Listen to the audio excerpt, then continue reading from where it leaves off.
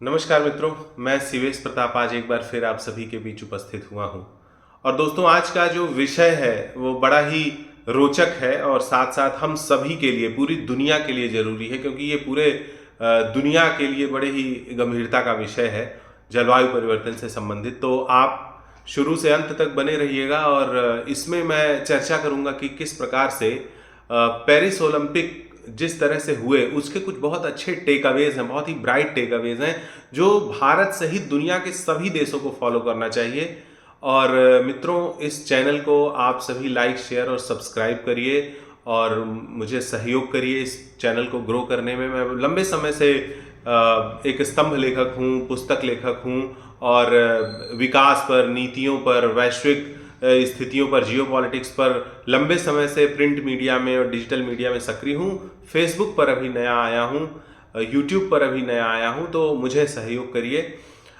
मित्रों, 26 जुलाई से 11 अगस्त के बीच खेले गए पेरिस ओलंपिक का समापन हो चुका है। और दोस्तों, ओलंपिक के आरंभ से समापन तक इसके साथ कई विवाद जुड़े रहे। और जैसे कि हिजाब हो गया, ईसाई धर्म की भावनाओं को ठेस पहुंचाने की बात हो गई, जेंडर को लेकर कुछ विषय उठे थे। लेकिन पेरिस ओलंपिक की महत्वपूर्ण, अभूतपूर्व और मानवता के दूरगामी कल्याण के लिए जो उठाए गए कदम थे, उस पर उतनी चर्चा नहीं हो पाई जितनी होनी चाहिए थी। तो दोस्तों, आज मैं इन्हीं विषयों पर आपसे बात करूंगा कि पेरिस ओलंपिक खेलों ने वैश्विक खेल आयोजनों में जो सस्टेनेबिलिटी और कार्बन एमिशन का जो एक विमर्श है कि इसमें कमी लाई जानी चाहिए, और इसके लिए जो नए मानदंड उसने स्थापित किए, ये एक बहुत आवश्यक विषय है जानना, समझना और उसको फॉलो करना। और भारत सहित कई देशों के लिए अनुकरणीय है, जहां कृषि आधारित आर्थिकी होने के कारण हम जलवायु पर बहुत अधिक निर्भर हैं और जलवायु परिवर्तन संबंधी कोई भी विषय हमें बहुत अधिक नुकसान कर सकता है या प्रभावित कर सकता है।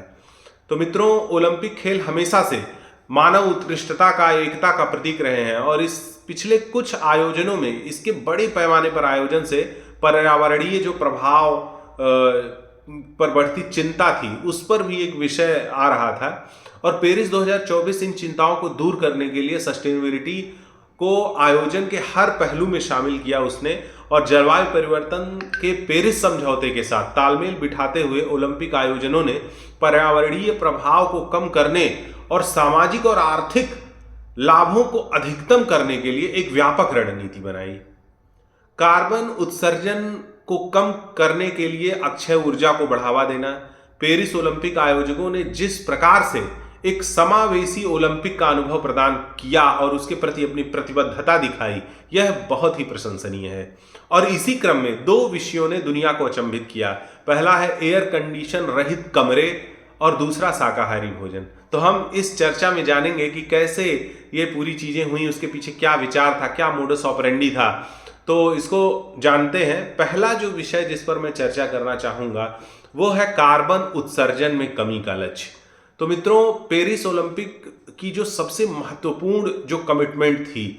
वो ये थी कि जो आपका लंदन 2012 हुआ था और रियो 2016 हुआ था, इन ओलंपिक खेलों में जो कार्बन फुटप्रिंट्स थे उसको 50% रिड्यूस करने का कमिटमेंट किया गया। और यह महत्वाकांक्षी लक्ष्य सभी प्रकार के कार्बन उत्सर्जन, जैसे कि डायरेक्ट, इनडायरेक्ट और दर्शकों की यात्रा से जो लॉजिस्टिक्स से जो एमिशन हो रहा था, उन सभी पहलुओं को देखते हुए infrastructure, building, energy, logistic, catering, procurement, सभी जगह पर एक कार्बन बजट बनाया गया।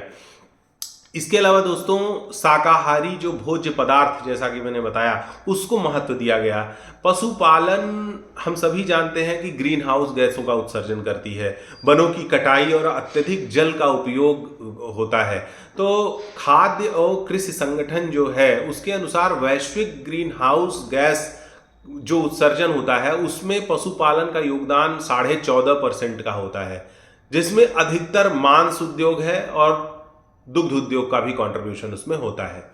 यूके की एक संस्था है आईएमई, जिसके अनुसार ये बताया गया उसके अनुसार कि 1 किलो गेहूं के उत्पादन में 500 से 4000 लीटर पानी का यूज होता है, जबकि 1 किलो मांस के उत्पादन में 5000 से 20000 लीटर पानी का खपत होता है।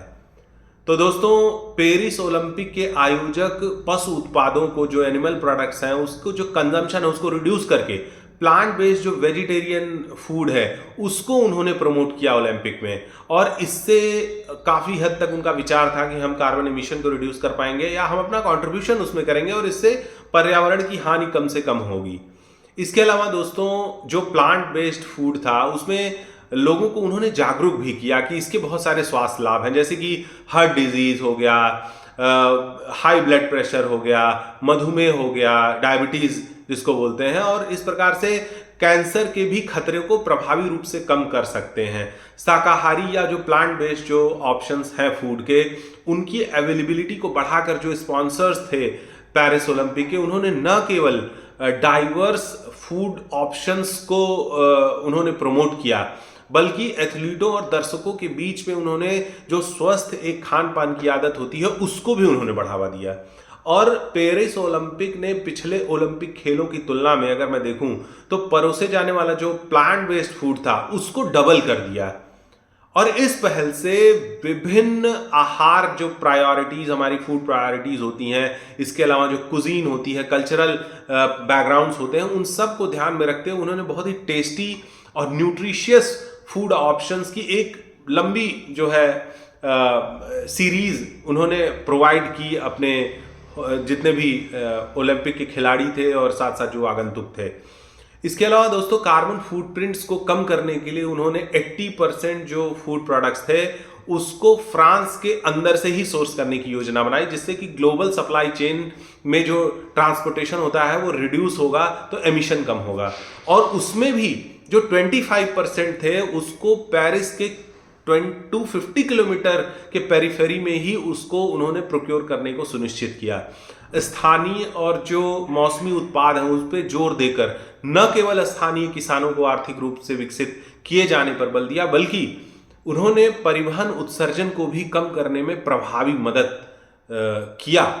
साथ साथ खेलों के जो सस्टेनेबल गोल्स हैं उनको पूरा करने में उन्होंने मदद किया। पेरिस ओलंपिक में दिए जाने वाले जो भोजन थे उसमें बहुत ही इनोवेटिव प्लांट बेस्ड जो है कुजीन उसमें इंक्लूड किया गया, जो फ्रांस की जो रिच उनकी जो फूड कल्चर है, उनका जो कुजीन है, उससे पूरी दुनिया को उन्होंने इंट्रोड्यूस करवाया। साथ साथ जैसे कि सब्जी में जो स्ट्यूज से लेके सैलड तक जो प्लांट बेस्ड प्रोटीन है, मेन्यू में उन सारे फूड ऑप्शंस को इंक्लूड किया गया, जिससे कि वो अपने देश के एक कल्चरल एस्पेक्ट्स को भी प्रमोट कर सकें, साथ साथ वो सस्टेनेबिलिटी को भी इन्हांस कर सकें।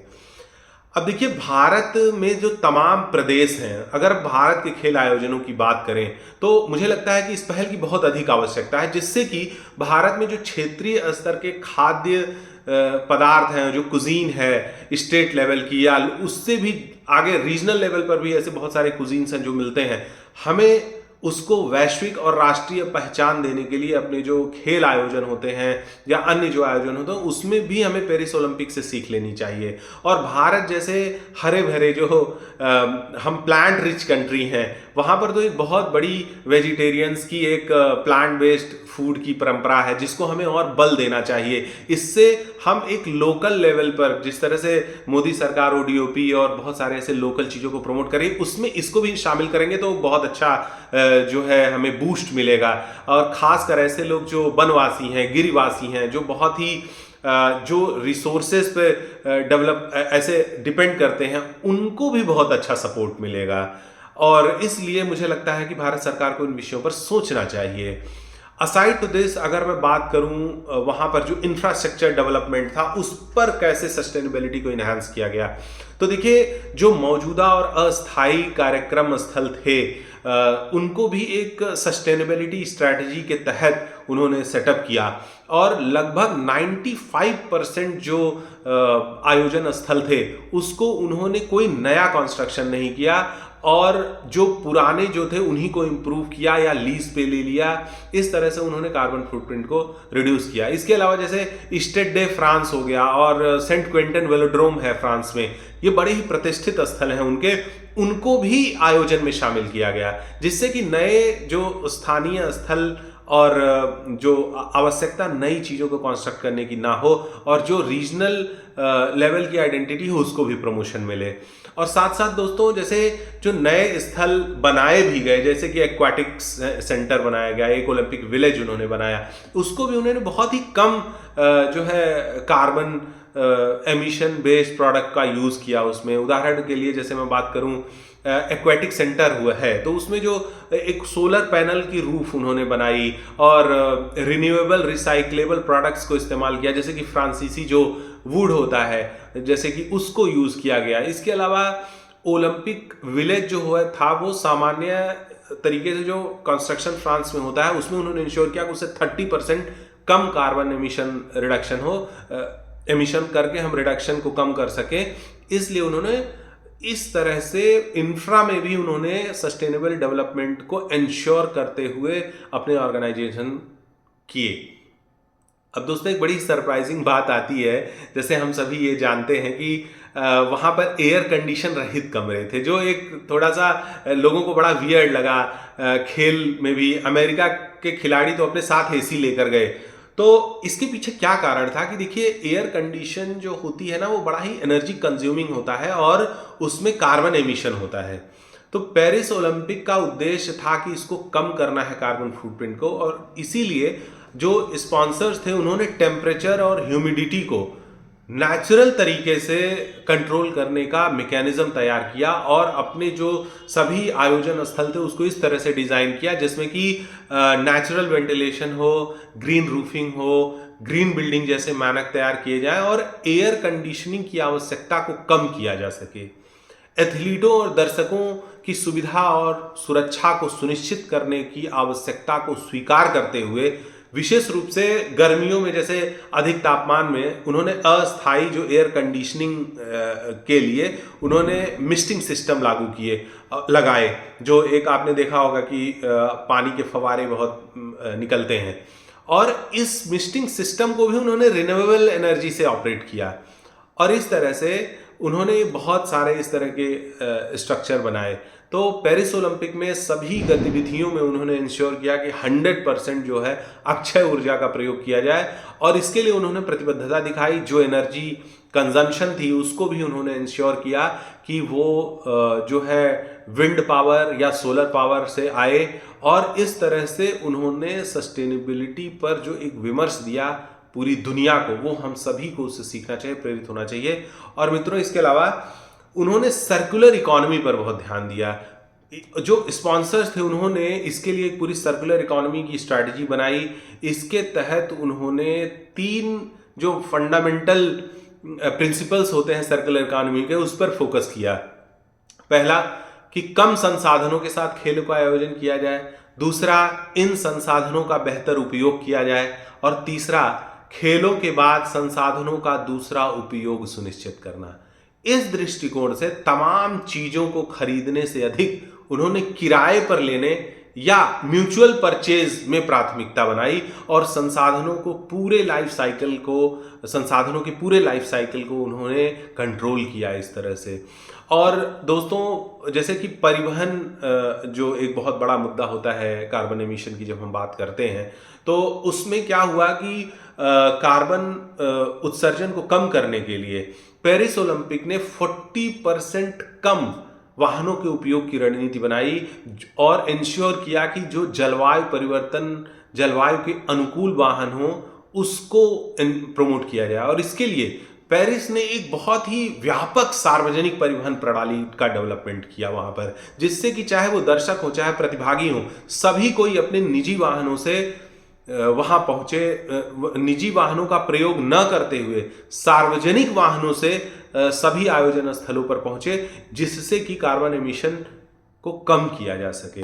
और इसके अलावा दोस्तों जैसे कि आप जानते हैं कि जो कचरा प्रबंधन है वो भी इसका एक बहुत महत्वपूर्ण अंग है, और इसके लिए भी आयोजकों ने जो भोजन थे या अन्य संसाधन थे उसमें कचरे को कम करने के लिए एक तो शाकाहारी आहार को बढ़ावा दिया। इससे क्या होगा कि वो डिकम्पोज हो जाएगा, तो इस तरह से कोई वेस्ट नहीं होगा, सब कुछ प्रकृति में वापस लौट जाएगा।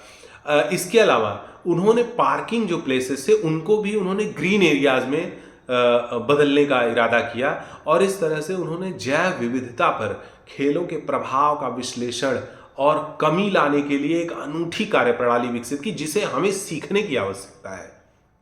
इसके अलावा मित्रों, अगर मैं बात करूं तो जैसे विरासत की अगर मैं बात करूं, जो हेरिटेज है उनका और जो कम्युनिटी बेस्ड इम्पैक्ट है, उसको भी उन्होंने इन्हांस किया। इसे भी हमें सीखने की जरूरत है कि पेरिस ओलंपिक की जो सस्टेनेबिलिटी का जो पहल है, जो प्रभाव है खेलों पर, उसको उन्होंने कैसे इंक्रीज किया। और दोस्तों, जैसे आजकल आप देखिए कि जो हमारे लोकल कम्युनिटी है उसकी एक जो हेरिटेज होती है, आज अगर आप देखिए बहुत सारे टेंजिबल और इनटेंजिबल हेरिटेज है भारत में, उसको हमें प्रमोट करने की जरूरत है। हम इसके लिए भी फ्रांस ओलंपिक से सीख सकते हैं। जिस तरह से उन्होंने सीन नदी की सफाई की, हरे भरे स्थलों का निर्माण किया, अविकसित क्षेत्रों में इन्वेस्ट किया, यानी उन्होंने डेवलप्ड जगहों पर खेल नहीं आयोजित किए बल्कि ऐसे जगहों का चयन किया जहां पर उस डेवलपमेंट को आयोजन के बाद भी प्रमोट किया जा सके, यूज किया जा सके और वो कम्युनिटी के वेलफेयर में काम आ सके और इसलिए खेलों का लाभ लंबे समय तक लोगों को मिले। कितनी अच्छी बात है, कितनी सुंदर बात है। भारत में अपार खेल संभावनाओं के बीच हम विश्व कप, क्रिकेट से लेकर अन्य प्रतियोगिताएं सब करते रहते हैं और ऐसे माध्यम या छोटे शहरों में जब हम ऐसे इंफ्रास्ट्रक्चर का डेवलपमेंट करेंगे, प्रोजेक्ट डेवलप करेंगे, तो यहां पर भी भविष्य में एक विरासत और सामुदायिक प्रभाव हम पैदा कर सकते हैं। हमें यह सोचने की जरूरत है। हमारे देश का दुर्भाग्य है कि आज के समय में स्पोर्ट्स में जितना भी इन्वेस्टमेंट हो रहा है, चाहे वो क्रिकेट आयोजन और साथ, वह सिर्फ व्यावसायिक दृष्टिकोण से हो रहा है। वहां पर हमारी हेरिटेज, हमारी जो कम्युनिटी इंपैक्ट है, उसको कॉम्प्रोमाइज कर दिया जा रहा है। मैं भारत सरकार से विनती करूंगा कि हमारी जो हेरिटेज है और जो कम्युनिटी इंपैक्ट है उसको इन्हांस करने के लिए सरकार को जो नए स्टेडियम बना रही है, साथ साथ जो अन्य पैसिव डेवलपमेंट्स भी हैं, उसके लिए इस प्रकार की एक राष्ट्रव्यापी नीति का निर्माण होना चाहिए जिससे हम उसको और बेहतर कर सकें। इसके अलावा जलवायु परिवर्तन हेतु जो पेरिस ओलंपिक की प्रतिबद्धता थी और व्यापक जलवायु परिवर्तन के मुद्दों पर उन्होंने लोगों का ध्यान आकर्षित किया, खेलों में कार्बन न्यूट्रल बनाने और किसी भी अपरिहार्य इस तरह की अवॉइडेबल जो एमिशन है उसके लिए जो एक प्रमाणित कार्बन ऑफसेट परियोजनाओं के माध्यम से संतुलित करने की योजना, इस ओलंपिक का सबसे बड़ा टेक अवे है। मित्रों, दोस्तों, ओलंपिक तो होता रहा है, होता रहेगा, लेकिन पेरिस ओलंपिक ने जो एक